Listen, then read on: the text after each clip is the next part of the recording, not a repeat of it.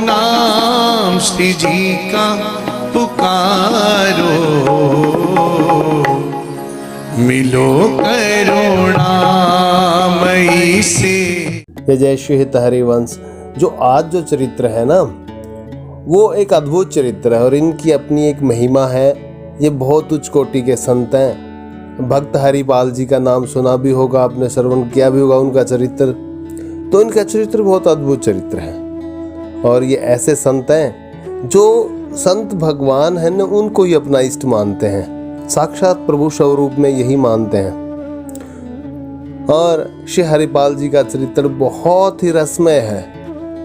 साक्षात प्रभु लक्ष्मी जी के साथ प्रकट भी होते हैं इनके सामने, लेकिन भक्तों की जो इनके अंदर निष्ठा है, जो आस्था है वो बनी हुई, तो उसमें लक्ष्मी जी को भी कुछ नहीं मतलब मानते कि नहीं, शायद ये उन संतों की जो चरण धूलि होती है ना, प्रभु जी इसको मानते हैं कि देवता जिनसे तरसते हैं, जिनके दर्शनों के लिए, ऐसा हरिपाल जी का भी मानना था। और प्रभु ने भी ये दिखाया है इसके चरित्र में, श्री हरिपाल जी के चरित्र में ना, उनके समक्ष ये बात हुई कि लक्ष्मी जी को भी कहा था कि मेरे भक्त थोड़े से टेढ़े होते हैं, जैसे मैं टेढ़ा हूँ ना, मेरे भक्त भी थोड़े टेढ़े हैं। तो लक्ष्मी जी ने जिद किया कि नहीं, मैं आपके टेढ़े भक्तों को मिलना चाहूँगी।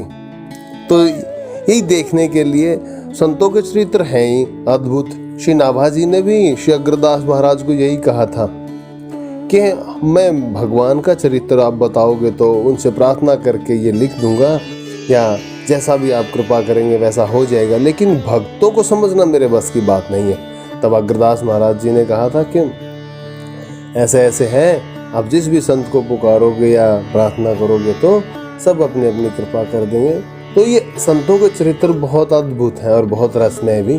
तो आज श्री हरिपाल जी का चरित्र हम आपस में चर्चा करेंगे। श्री हरिपाल जी भक्तों को ही अपना इष्ट मानते थे या मान लिया था, वो भक्तों में ही भगवान को देखते थे। वो इस तरह की कलयुग में भगवान तो मिलेंगे नहीं, क्योंकि पापाचरण ज़्यादा होते रहते हैं, ऐसा हरिपाल जी ने अपने सोच लिया था मन में, ये दिल में भावना बना ली थी कि हम इतने पापी हैं, नीच हैं, अधम हैं। और पता है, जिसके अंदर दीनता है और अपने आप को छोटा मानता है ना, उसके हृदय में प्रभु वास करते हैं, उन्हीं को भगवत प्राप्ति होती है। जो तृण से भी तृण, तिनके से भी नीचा बन के रहता है ना, उन्हीं को भगवत प्राप्ति होती है। और वो सबके श्री चरणों में नतमस्तक रहता है, ना प्रशंसा की जरूरत, ना मान बढ़ाई की जरूरत, बस हमेशा सेवा भावना जो रखता है, उन्हीं के हृदय में प्रभु वास करते हैं। और भक्ति जो देवी हैं श्री वृंदा जी, वो भी साक्षात कृपा स्वरूप होते हुए श्री सरस्वती जी भी सभी देवी देवताएं हैं। यह सभी धाम हैं, चारों धाम। भगवान शिव शंकराचार्य शिरोमणि हैं, वो भी अलग अलग से अलग अलग रूपों में कृपा करते रहते हैं। और गुरुदेव भगवान साक्षात गोविंद का स्वरूप है, तो गोविंद और गुरुदेव की तो अलग है ही नहीं, वो तो अपनी कृपा करते हैं तभी भक्त आगे चल पाता है। तो सब कृपा का स्वरूप ही एक साथ उस भक्त को इस संसार में प्रकाशित करता है। जैसे जिन जिन संतों के हम चरित्र श्रवण कथन करते हैं, वो कृपा का ही स्वरूप है। इसलिए उन्होंने सोचा कि अगर उनके संतों की अगर सेवा की जाए तो भगवान जरूर कृपा कर देंगे। और ये बात बिल्कुल सत्य है। गुरुदेव भगवान भी कहते हैं कि संतों को इष्ट मानना चाहिए, क्योंकि हर कथा में सुनने को मिलता है कि ब्राह्मण, संत, अग्नि, ये प्रभु के मुखारविंद से प्रकट है। तो हवन में स्वाहा और पंडित जी को अगर भोज करा दे किसी ब्राह्मण को, संत को, तो उनकी जो आत्मा तृप्ति होती है, प्रभु से बहुत प्रसन्न होते हैं। और दूसरा, भृगु ऋषि जी ने भी तब भगवान के वक्षतल पर प्रहार, पाद अपने श्री चरण कमल का प्रहार किया। तब प्रभु ने क्या कहा कि हे भगवान, मेरा इतना शरीर कठोर पत्थर की तरह है और आपके चरण कमल बिल्कुल माखन की तरह, आपको कहीं चोट तो नहीं है।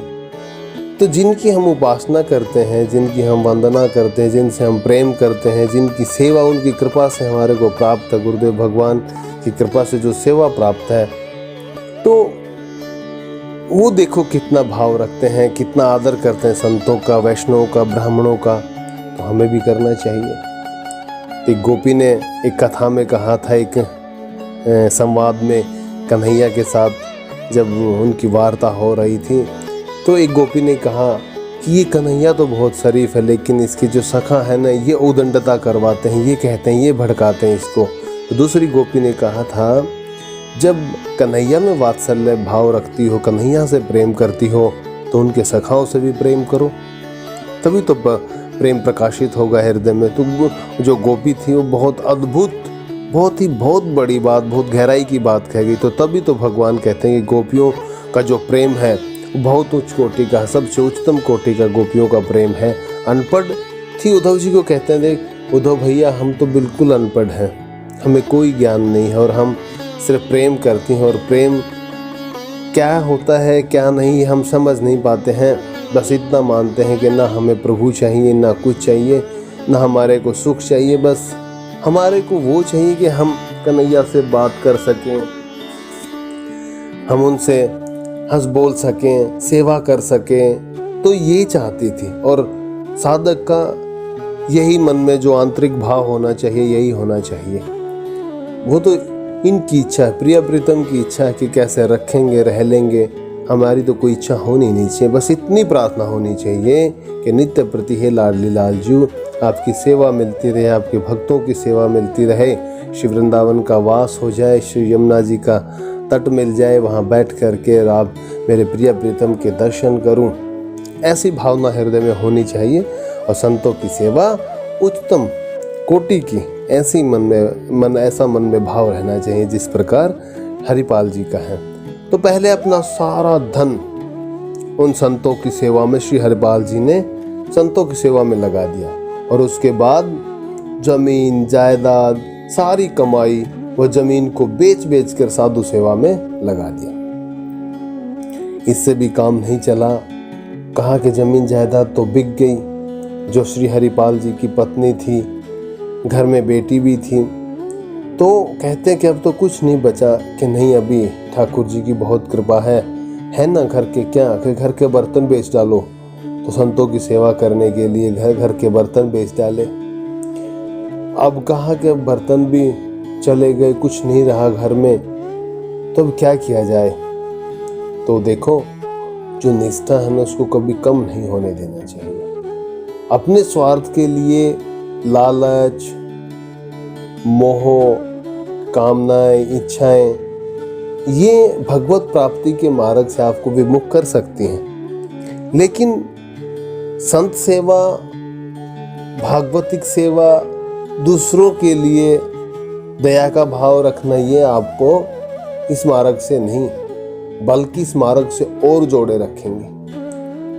तो हरिपाल जी ने भी यही किया कि संतों की सेवा के लिए चोरी करना शुरू कर दिया।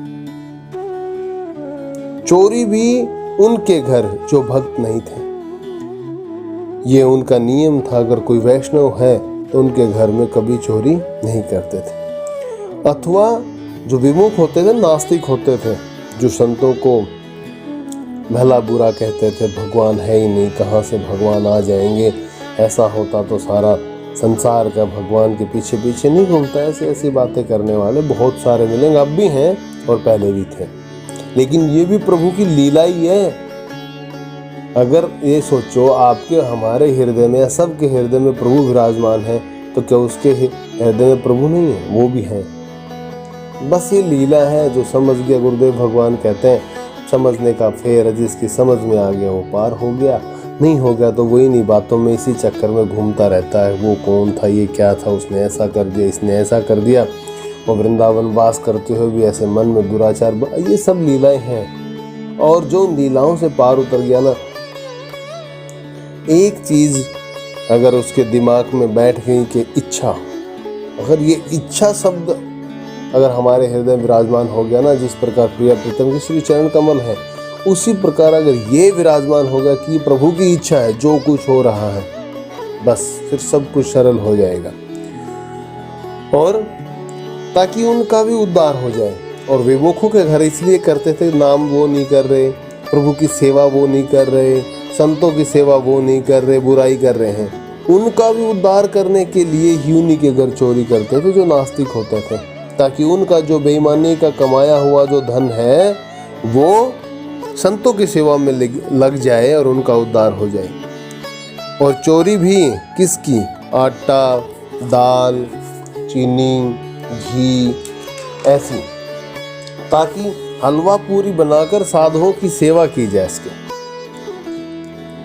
और ऐसी जो खाद्य सामग्री थी, जो भोजन में प्रसाद में इस्तेमाल होने वाली वस्तुएं थी, उन्हीं की चोरी करते। और पता है, इतना स्वादिष्ट भोजन बनाते, प्रिया प्रीतम का नाम लेके, ठाकुर जी का नाम लेके। और जो सेवा के भाव से कोई भी कार्य करोगे, वो सेवा नहीं, कृपा से बिल्कुल सुलभ और बहुत ही अच्छा बनता है। कभी करके देख लेना। हमें कुछ नहीं आता और एक बार प्रिया जी से प्रार्थना कर ली, हे लाडली जी ऐसी कृपा करो कि उसकी, आप बोलो भी मत, बस मन में इतना आह्लाद रखो कि उनकी आत्मा तृप्त हो जाए, वो अच्छे से भोजन या प्रसाद पा लें। या फिर प्रिया प्रीतम का जो भोग बनाते वो बना के देख लो। हमने कभी आज तक क्या बताएं, कुछ भी नहीं आता, लेकिन अगर कभी कुछ बनाने की सोचें तो इतना अच्छा बनता है कि बस वो प्रिया जी ही कृपा करती हैं। इसलिए करना भी चाहिए। और आप लोग भी करके देख लो एक बार, देखना कितना अच्छा हो। आपके मन में बस एक इच्छा होनी चाहिए, अपने लिए नहीं। चाहे जल भी अगर आप लोग पियो तो प्रिया जी को, इतनी गर्मी है, एक बार प्रार्थना करो कि हे लाडली लाल जी आप भोग लगाओ। देखना एक मन में एक अलग से एक आह्लाद, एक खुशी रहेगी। तो जो हरिपाल जी थे वो हलवा, पूरी, खीर बड़े भाव से जैसे प्रभु को भोग लगाएंगे और संतों में प्रभु का ही स्वरूप देखते थे, इस प्रकार बनाते थे। एक दिन हरिपाल जी ने क्या किया, एक सेठ के घर चोरी करने जा पहुंचे हरिपाल जी। तब अचानक सेठ की बेटी की आंख खुल गई रात में और धीरे से बोली, बापू वो देख घर में चोर आए हैं। सेठ जी को पता था कि कौन आया है, तभी तो खुला छोड़ा था। सेठ बोला, सो जा बेटी, हरिपाल आया होगा, मैंने उसी के लिए ही दरवाजा खुला छोड़ा था। ये बात जैसे ही हरिपाल जी के कान में पड़ी, बस वहीं से वापस मुड़ गए। अरे ये सोचकर कि इसकी तो संतों में श्रद्धा है, ये तो संत भक्त हैं, अपनी चद्दर जो नीचे बिछा दी थी ना, जिसमें सामान डालना था, वो वहीं छोड़ दे, वहीं छोड़ दी थी। फिर बाजार से कर्ज लेना शुरू किया, दुकानों से वहीं खाने पीने का सामान। और जब दुकानदार मांगने आते तो कह देते, मैंने तो संतों को खिलाया है, मांग लो उनसे। लगभग कई वर्षों तक ऐसा चलता रहा। और जब ऐसी सेवा करते थे ना, कुछ एक जो दुकानदार थे वो तो हरिपाल जी से प्रेम करने लग गए थे। क्यों करते थे? क्योंकि वो भंडारा ही करते थे, संतों की सेवा करते थे। जानबूझ के हरिपाल जी को बोलते कि कैसा आनंदमय उत्तर मिलेगा कि हरिपाल जी सामान तो ले लिया, वो अर्थ तो चुका दो। कौन सा अर्थ भाई? वो जो आप सामान लेके आए थे। अच्छा वो तो संतों की सेवा में लग गया, मांग लो उन संतों से। तो वो जो दुकानदार होते थे वो बहुत मुस्कुराते थे और बहुत सुख मिलता था उनको ऐसी बातें करके।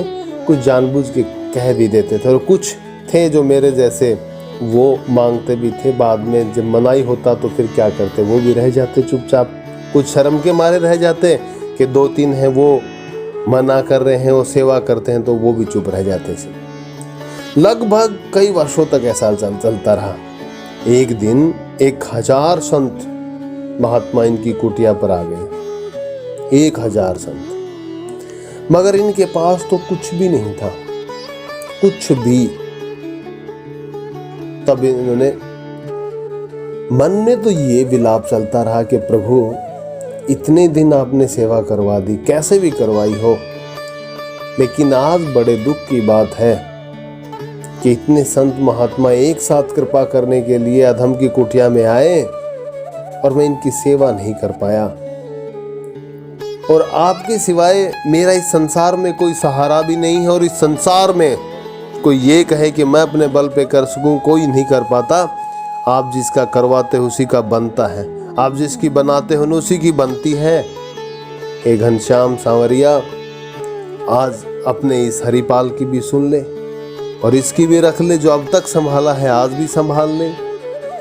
है हे दीनदयाल, हे भक्त वत्सल, मैं भक्त कहलाने लायक तो नहीं हूँ, लेकिन जो इस अधम की कुटिया में आए हैं वो आपके बहुत प्रेमी भक्त हैं और उनके ऊपर मेरा बहुत आंतरिक भाव है। मैं उन्हीं में अपने इष्ट प्रिय प्रीतम श्री राधे श्याम का स्वरूप देखता हूँ। अपराध बन जाएगा, हे लाडली लालजू कृपा कीजिए। फिर उन्होंने कीर्तन किया है बहुत देर तक। और संत महात्मा को, जो संत महात्मा होते हैं, उनको भोजन या खान पान की इतनी जरूरत तो नहीं होती, क्योंकि संतों का जो खान पान है, जो जीने के लिए उनको चाहिए, वो भगवान नाम ही होता है। और भगवान नाम, जो नाम कीर्तन चल रहा था उसमें तो था ही, खूब गा गा करके हरि नाम संकीर्तन किया जा रहा था। तो भक्त की देखो भावना प्रभु सुनते हैं अगर हृदय से हो तो। अपने हृदय में वैसे अनेकों प्रश्न बना लेते हैं हम कि ये नहीं हो रहा, वो नहीं हो रहा, ये पता है हमारी इच्छाएं होती हैं। और कभी इच्छाओं को त्याग करके और भगवान नाम में अगर वो समय लगाया हो या लगाते हो, तो ऐसा एक भी दिन बता दो, एक भी ऐसा समय बता दो कि आपकी मदद ना हुई हो। संसारियों के लिए तो ये बात है, और जो भक्त हैं, वैष्णव जो प्रेमी हैं, उनको ये बता दो अगर कृपा नहीं हुई हो तो। प्रिय प्रीतम की कृपा न ऐसे दिखाई देती है, किसी पात्र में आप दूध को डाल दो और दूध को गर्म कर दो, और जिस प्रकार मलाई दूध के ऊपर होती है, ऐसे लाडली लालजू की कृपा न अलग से दिखाई देती है कि ये कृपा है। और कृपा नहीं होती तो आज देखो क्या इतने जन हम एक साथ प्रिय प्रीतम की चर्चा कर चुके होते हैं। नहीं होता, ऐसा कभी नहीं होता। गुरुदेव भगवान बुलवाते हैं, वो शब्द निकलते हैं, प्रियाजू कृपा करती हैं, तब इकट्ठे होते हैं। लाडली लाल का चिंतन करके जो हृदय में प्रसन्नता होती है, समझ लो वो उस समय हृदय में वास करने लगते हैं। तो हरिपाल जी ने बहुत करुण स्वर में पुकारा और कहा कि प्रभु हे लाडली लाल जी, अब आपके सिवा कोई नहीं कर सकता।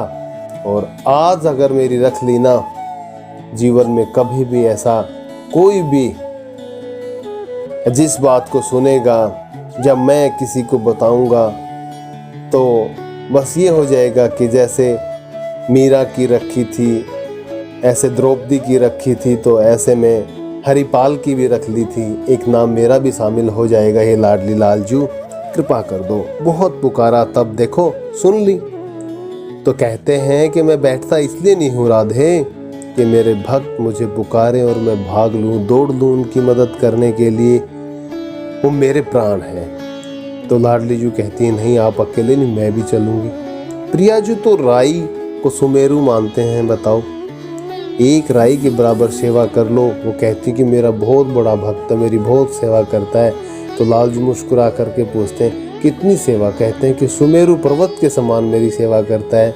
तो एक सेठ सेठानी का रूप बनाया भगवान ने और रुक्मिणी जी ने, और रुक्मिणी जी खूब गहने पहने और उधर हरिपाल जी के मन में प्रेरणा कर दी कि लूटपाट करो आने जाने वालों से।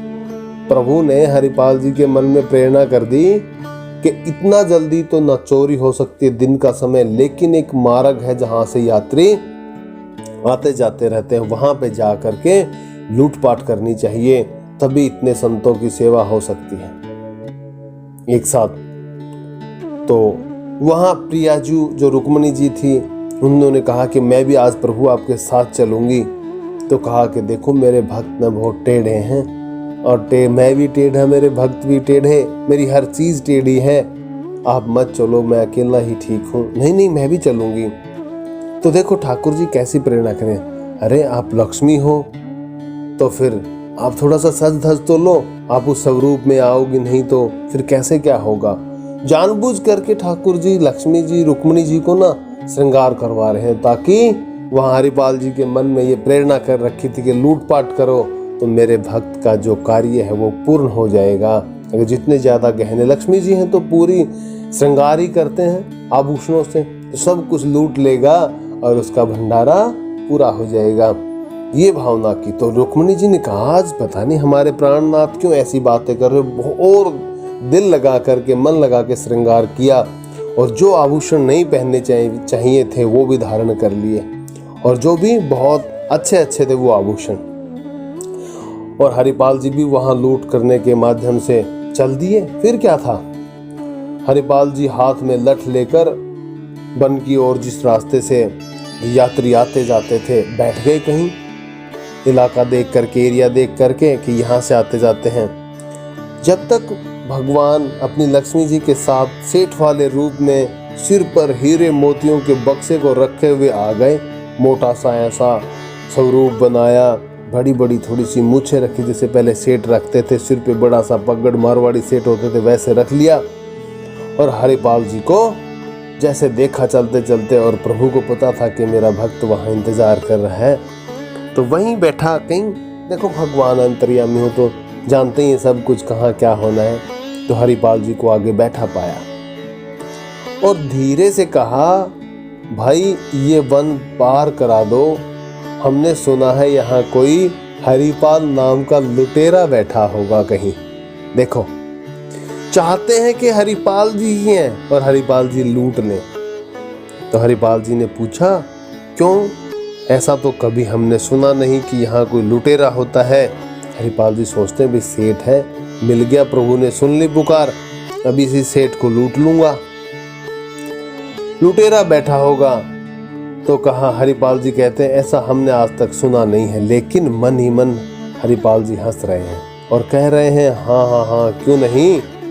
मगर श्री भगवान प्रभु को ये पता था कि हरिपाल जी सिर्फ अधमों को, विमुखों को ही लूटेंगे, भक्तों को नहीं लूटेंगे। अगर एक शब्द भी श्री हरि ठाकुर जी का नाम निकल गया तो बिल्कुल छोड़ देंगे वहीं की वहीं। तब भगवान ने, ठाकुर जी ने जानबूझ करके सांसारिक बातें शुरू कर दी, शुरू कर दिया भगवान ने, उलट पुलट की बातें, जो संसार में इच्छाएं कामनाएं होती है ना, वो सब की सब। हरिपाल जी को पक्का विश्वास दिला दिया कि ये बिल्कुल विमुख है, इनमें हरि के प्रति ना प्रेम है, ना संतों के प्रति दया है, ना उनके प्रति निष्ठा है। और हरिपाल जी ने झट से बक्सा नीचे रखे हैं, रास्ते में ले जाते ले जाते।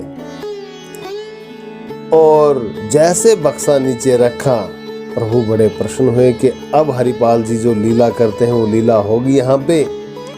और जानबूझ के बिल्कुल पूरा का पूरा नाटक प्रभु की इच्छा से ही हो रहा है, और कर भी बड़े अच्छे तरीके से रहे, तो करने में सक्षम है ही, सब कुछ सर्वसमर्थ है।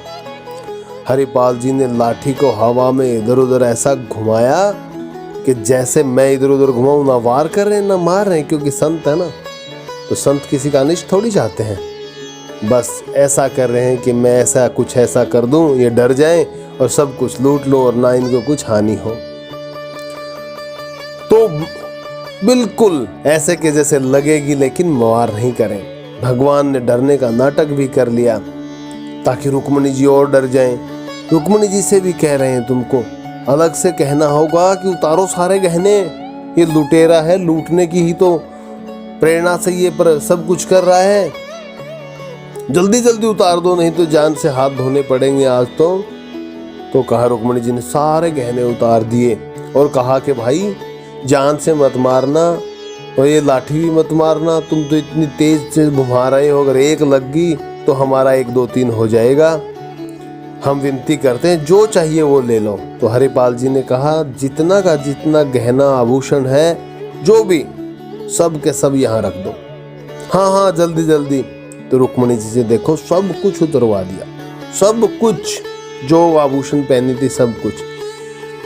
अभी एक बात आएगी, गौर से सुनना, सब ठाकुर जी कह रहे जल्दी उतार दो। रुक्मणी जी ने सारे गहने उतार दिए, मगर सबसे छोटी उंगली में एक हीरे का छल्ला पहन रखा था, वो रह गया था। तब हरिपाल जी ने अनुमान लगाया है कि ये जो हीरे का है, कई दिनों तक संतों की सेवा होगी इससे। हरिपाल जी बोले, इसको भी निकालो। तब रुक्मणी जी ने कहा, नहीं निकल नहीं रहा है। और पीछे से भगवान भी कह रहे हैं, निकाल दो, नहीं तो जान देनी पड़ेगी छल्ले के बदले में। ये हीरा तो कोई कीमती थोड़ी, अपने प्राणों से कीमती थोड़ी है, जब प्राण ही नहीं रहेंगे तो हीरा किस काम का, दे दो ये छल्ला। और चरणों में जो सोने की पायल पहन रखी है उसको भी निकाल दो। जानबूझ के बता रहे हैं कि पायल है, देखो लहंगा जो है, साड़ी जो पहन रखी उसमें चरण कमल दिखाई नहीं दे रहे ना। ठाकुर जी कह रहे हैं जो चरणों में सोने की पायल पहन रखी है वो भी निकाल दो। किस काम की? हम जिंदा रहे तो सब कुछ फिर हो जाएगा, निकाल दो निकाल दो। और मन ही मन ठाकुर जी बहुत प्रसन्न हो रहे हैं कि मैं मना के किया था, लेकिन मेरे संत की, मेरे भक्त की सेवा करने के माध्यम से रुक्मणी जी बहुत कृपा कर रही हैं। तो हैं ही साक्षात लक्ष्मी स्वरूपा, तो इनको कहाँ, इनके तो अनंत हैं सब कुछ, और जितना सेवा में लग जाए उतना कम है। दे दो जल्दी जल्दी। रुक्मणी जी मन में सोच रही थी, एक तो ये लुटेरा पीछे पड़ा है, ऊपर से मेरे प्राणनाथ ऐसी बातें क्यों कर रहे हैं, ना इनसे रक्षा करने की सोच रहे, सर्वसमर्थ हैं, तो ऐसा क्यों हो रहा है? तो नहीं बोले, क्रोध तो आ रहा है लेकिन क्या करें, नहीं बोल पा रहे कि यहाँ से बाद में पूछूंगी कि ऐसी क्या बात थी। तो तब रुक्मणी जी सहन नहीं कर पाई बहुत देर तक, तब बोली लक्ष्मी स्वरूप सही में निकल नहीं रहा है। तब हरिपाल जी ने कहा ये थोड़ी पता था कि ये लक्ष्मी जी हैं साक्षात। तब कहा हरिपाल मैं देखता हूँ कैसे नहीं निकल रहा, अभी बताता हूँ।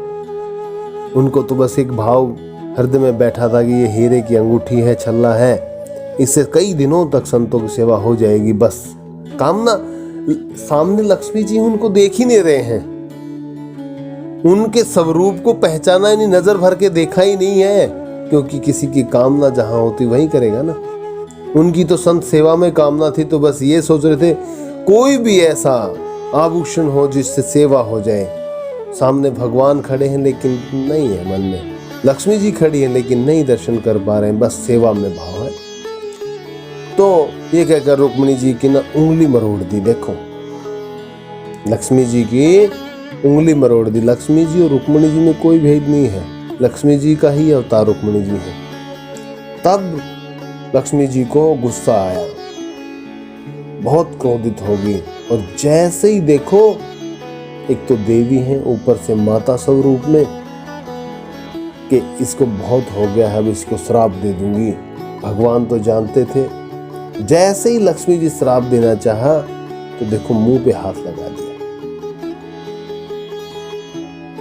और चतुर्भुज रूप में आ गए और उनका हाथ पकड़ लिया एक हाथ से, दूसरे हाथ से मुंह पर रोक लगाई, फिर कहा प्यारी जू यह तो वही भक्त है जिसके लिए हम यहाँ आए हैं। जैसे ही हरिपाल जी को भगवान के दर्शन हुए, फिर तो क्या कहना था, रो रो कर भगवान को भी रुला दिया, ये कहकर कि भगवान मैंने आपको डराया, मैंने आपको धमकाया, कैसे कैसे शब्दों से आपका अपमान किया, और लक्ष्मी माता के श्री चरणों से उठ नहीं रहे। सोच जैसे नन्हा बालक किसी चीज को पाने की चाह में मैया के आगे नहीं रोता, ऐसे व्यवहार से, इससे भी बहुत करुण व्यवहार से, नहीं नहीं अपराध हो गया माता, मेरा तो ये शरीर अब रहना उचित ही नहीं है,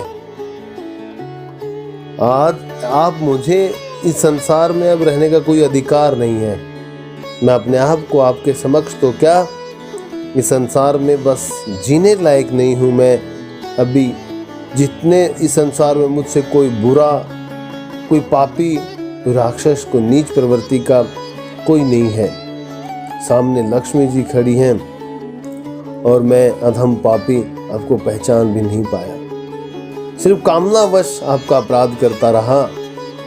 हे लाडली जू, हे लक्ष्मी जी, हे माता, पता नहीं किस किस भाव में बोल बोल कर करके ऐसा ऐसा मैंने आपके साथ व्यवहार किया, कैसा होना चाहिए। जिन हाथों से मैंने आपको छुआ वो मेरे दोनों हाथ काट दो या गल जाएं, सड़ जाएं, कोड़ हो जाए। नहीं,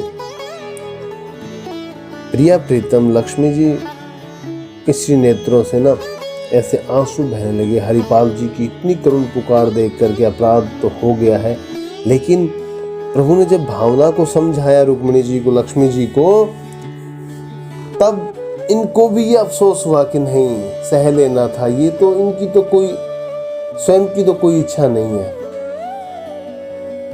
स्वयं की कोई इच्छा नहीं थी, संत सेवा के माध्यम से ऐसा कर रहे थे। और ये तो कहा था चलने से पहले कि यही वो संत हैं, देखना मेरे संत टेढ़े होते हैं। तो ऐसे होते हैं तो जरूर, तभी तो आपके संत कहलाते हैं या आपके भक्त कहलाते हैं। तो लक्ष्मी जी ने रुक्मिणी जी स्वरूपा साक्षात कह दिया कि मैं क्षमा का कोई अपराध ही नहीं है। अगर मुझे माता स्वरूप में मानते हो, स्वामिनी स्वरूप में मानते हो तो मैं मुक्त करती हूँ। माता मानते हो तो माता के आगे बालक तो उद्दंडता करता ही है। माता का स्वभाव तो ऐसा है कि बालक की गलतियां बार बार माफ करती है ना। तो मैं तो कब की क्षमा कर चुकी, अपना अपराध क्यों मानते हो? लेकिन हरिपाल जी इस बात को स्वीकार करने में सक्षम नहीं है कि नहीं, मैंने अपराध किया, और अपने प्राण त्यागने के लिए तैयार हो गए कि अब ये हरिपाल इस संसार में नहीं रहेगा प्रभु, और नहीं, मैं आपका नाम लेने तो बहुत दूर की बात है, ये देह रखने का अधिकारी नहीं हूँ। 84 लाख योनियों में जो सबसे कीड़े नाली, जो भी सबसे कष्ट पाने वाली अगर कोई योनि हो वो मुझे मिलनी चाहिए, और मैं इस अपराध की जो सजा है, जो अपराध बना है, इसको भुगत कर, इसका भुगतान कर करके तब मैं आपके श्री चरणों में वापिस आऊं, और मैं किसी भी योनि में रहूं लेकिन आपके श्री चरणों से मेरी प्रीति बनी रहे, आपकी याद नहीं जाए। बस वो कष्ट नहीं होगा अगर आपकी याद बनी रही, तो वो मैं इतने दिन उस योनि में रहूंगा, कष्ट तो बहुत पाऊंगा, लेकिन जो आपके श्री चरणों के प्रति जो प्रेम होगा, आपकी जो कृपा होगी, उनके दर्शन होते रहेंगे, तो मुझे समय काटने में कोई कष्ट नहीं होगा। एक तो योनि भी चाहते हैं, प्रारब्ध भोगना चाहते हैं, लेकिन वो भी कैसे? जड़ भरत जी की तरह कि जाए, लेकिन आपके श्री चरणों के साथ जो प्रेम का संबंध है ना लाडली लालजू, वो बना रहे। तभी मैं तब कहा प्रभु ने कि हरिपाल, इसमें तुम्हारा कोई दोष नहीं है, ये सब मेरी माया थी, मेरी लीला थी।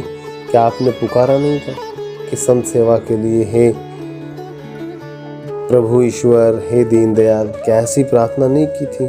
कहा था हाँ प्रभु की थी, तभी तो मैं तेरे लिए आया। अब इसको अपना प्रारब्ध क्यों मान रहा है, अपना दोष क्यों मान रहा है? लीला को कैसे न कैसे पूरा तो होना ही था, और उसमें लक्ष्मी जी ने भी सहयोग किया है। तो इस सहयोग को सफल बनाने के लिए संतों की सेवा करो।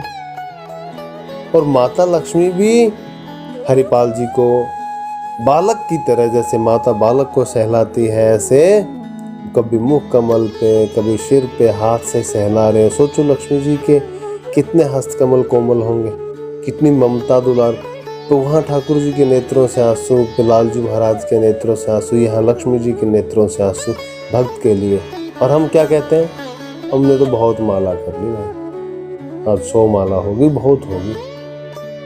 संसार संकल्प मात्र से चल रहा है, बस एक संकल्प हुआ नहीं, ऐसे करोड़ों ब्रह्मांड मिट जाते हैं। पसंद नहीं आया, जैसे बच्चा रेत के घर नहीं बनाता, नहीं ये घर अच्छा नहीं बना, फिर हाथ फेर देता है। ऐसे प्रिया प्रीतम ब्रह्मांडों की रचना कर दे, और ये सोचते नहीं, फिर मिटा देते, रोज मिटते भी होंगे। ऐसे गुरुदेव भगवान और दूसरे संत भगवान भी कथा में सुना है, ऐसे कहते हैं। और जो संत भगवान कहते हैं, गुरुदेव भगवान कहते हैं, बिल्कुल सत्य है, इसमें कोई संदेह नहीं। तो सोच लो, वो दोनों के नेत्रों से हरिपाल जी के लिए आंसू टप टप टप गिर रहे हैं, और हरिपाल जी को सांत्वना दे रहे, कोई अपराध नहीं है, कोई अपराध नहीं है, तुम अपने आप को दोषी मत मानो, ऐसा कह करके समझा रहे।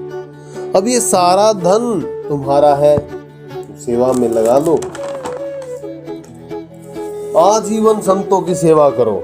ये ऐसा धन है जो कभी कम नहीं होगा, जितना खर्च करोगे उतना ही बढ़ेगा। तब हरिपाल जी बोले, प्रभु मेरे अपराध को अगर क्षमा कर दिया हो तो मेरी एक विनती और स्वीकार कर लो। कहा कि बोलो हरिपाल जी, क्या आपकी विनती नहीं, निवेदन मेरा सब कुछ आप ही हो, तो जो कुटिया है वो भी आपका मंदिर ही है, वो आपका दिया हुआ है, तो आपको वहां चलना पड़ेगा। क्योंकि ये सब प्रेरणा मेरी पत्नी की है। अगर वो नहीं कहती तो आज आपके दर्शन नहीं होते। अगर मैं उनको जा करके सब कुछ बताऊंगा कि ऐसे ऐसे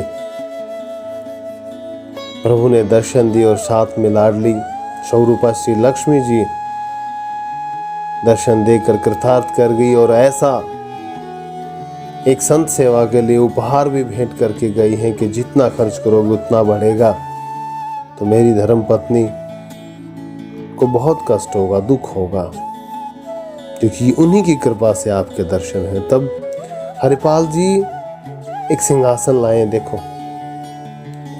और प्रिया लालजू ने पता इतना छोटा स्वरूप बनाया अपना कि अपने सिर पे बैठा लिए उस सिंहासन पे और अपनी कुटिया में ले गए, और उनकी पत्नी को वहां जाकर साक्षात दर्शन कराए हैं। कराए क्या, दिए हैं दर्शन तो, लेकिन वो जो हरिपाल जी की शरीर की पत्नी है ना, वो भी कम भक्ता थोड़ी है। बड़े सौभाग्य की बात है, हम सुनते हैं देखते हैं, वो होता नहीं। ये ही माया है। माया का अर्थ गुरुदेव भगवान बताते हैं जो है ही नहीं। अगर इसका अनुवाद सुनेंगे, माया माया बराबर है जो है ही नहीं, उल्टा दिखाती है माया सब कुछ। अगर कहीं हम सोचते हैं अरे क्या बोलते हैं, तुकाराम जी की शरीर की पत्नी तो ऐसे स्वभाव की थी, नहीं, बहुत अच्छा प्रेम करती थी, क्रूर स्वभाव नहीं था उनका। ठाकुर जी की सेवा भी तो वही करती थी, भोग भी तो वही बनाती थी। क्या तुकाराम जी की सेवा नहीं करती थी? करती थी, लेकिन प्रेम कलह थी, क्योंकि उनको समय नहीं मिल पाता था। तुकाराम जी भी जानते थे। लेकिन जिनकी प्रीति अगर प्रिय प्रीतम श्री चरणों में लगी हो, संसार के लिए समय कहाँ रख पाते हैं? उनका खुद का समय पूरा नहीं हो पाता।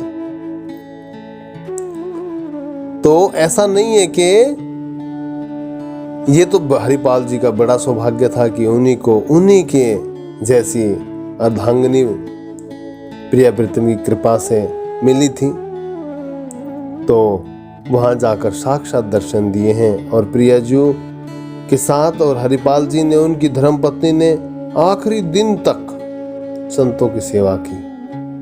और देखो, ऐसा अद्भुत प्रेम जिस रूप में आए थे ना, उसी रूप में वहां विराजमान हो। और भगवान ने प्रियाजू के साथ उस दिन भी दर्शन दिए हैं, हरिपाल जी और उनकी धर्मपत्नी जी को साक्षात। और ये कहा, ये आशीर्वाद भी दिया उनकी पत्नी को, जी चाहा भर के जितनी संतों की सेवा करोगे, धन कभी खत्म नहीं होगा, उतना बढ़ेगा। और जो आपकी जो प्रेम का एक अद्भुत स्वरूप हमने देखा है, वो हर रोज जो प्रेम है वो भी बढ़ेगा। और आपको माया, जो हमारी माया है, वो आपको छू भी नहीं पाएगी। देख लो, संत सेवा ये भी प्रभु प्रेरणा करते हैं। इसलिए हम हर बार जो चर्चा करते हैं उसमें कहते नहीं, आप एक बार कोई भी हृदय की प्रेरणा को, अच्छी बुरी कामनाओं को नहीं, अच्छी जो होती है, आपको लगता है कि बिल्कुल ये प्रेरणा हुई है, आपके हृदय में आज हुआ कि आज तो रसमलाई होनी थी, ठाकुर जी लाडली लाल जी प्रेरणा करते हैं, आज आप ले आना। एक बार 2-4 बार अगर ऐसा हो गया ना, फिर आपको लगेगा कि प्रिय प्रीतम आपसे बात कर रहे हैं कि आज ये चाहिए, दोपहर होगी, गर्मी होगी, स्नान करा दो। ये सच्ची बात बता रहा हूँ। मैं ये नहीं कह रहा कि भाई अहंकार है या कुछ बड़ापन, नहीं, ये मैं तो प्रेम की बात कह रहा हूँ। जैसे हरिपाल जी का चरित्र सुन के गुरुदेव भगवान से सुना या दूसरे संत भगवान सुना देते थे, तो मन में ऐसा ही होता था कि सच्ची बात है, ऐसा होता है। तो ये भी नहीं कह सकते कि हमने ऐसा किया नहीं किया। प्रियाजू और लालजू की जो कृपा थी, गुरुदेव भगवान की बहुत कृपा थी, आशीर्वाद था। तो ऐसा कई बार सोचने को मिलता कि हाँ आज हो गया, तो फिर उसी टाइम वो कार्य कर लो, उसको रोको मत। उसको मान लो कि यही चाहते हैं अभी। ऐसी प्रेरणा होने लग जाएंगी। अब जब भी भोग सेवा और क्या चाहिए, जय पृथ्वी की सेवा ही तो चाहिए उनकी प्रेरणा से, और आपका कोई कार्य रुकेगा नहीं। ये विश्वास कर लेना। और जिसने विश्वास किया है वो देख लो हरिपाल जी के लिए कैसा रूप बना करके, भेष बना के आ गए। बहुत गौरा कुमार जी का चरित्र सुन लेना, अगर नहीं है तो कभी हम बात चर्चा भी कर लेंगे। ऐसे जिनका विश्वास है वहां पे जो हमारे प्रिय प्रीतम है लाडली लाल जी भाग लेते हैं, पता है, भाग दौड़ पड़ते हैं। लेकिन हम हैं कि माया के वश पता नहीं नाना प्रकार की कामनाएं करते रहते हैं, शंकाएं बना लेते हैं हृदय में कि नहीं ऐसा तो नहीं हो सकता, ऐसा नहीं हो सकता। झूठ बोल दिया आज उसने, जो भी चर्चा कर रहे थे तो ये झूठ बोल दिया, नहीं ऐसा नहीं है। जिस दिन वो प्रेम की अनुभूति होगी ना, नेत्रों से सिर्फ आंसू गिरेंगे और कुछ नहीं है। जय जय श्री हरि वंश।